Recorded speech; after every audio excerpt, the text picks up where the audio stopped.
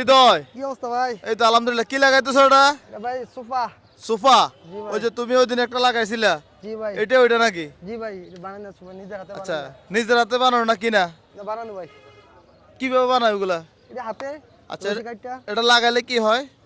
বড় সুন্দর লাগে আর আমি রশিটা গলার রশি মজির থাকে না এন এন বান্ধন যা মানে একটা রশি হইলে ওকে? একটা রশি ওকে।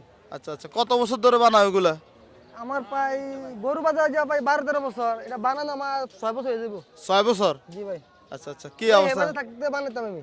এই যে কাজ করে কেমন লাগে? জি আলহামদুলিল্লাহ ভাই ভালো।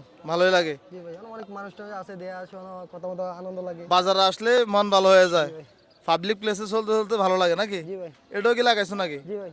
আচ্ছা, ভয় লাগে না এই যে বড় গরুর কাছে এসে মাথার কাছে এসে লাগে? শুরু থেকে অভ্যাস হয়ে গেছে ভাই। ছোট থেকে কত বছর এই কাজে জড়িত? প্রায় 14-15 বছর। এই গরু বাজারে? গরু বাজার। তোমার বয়স কত?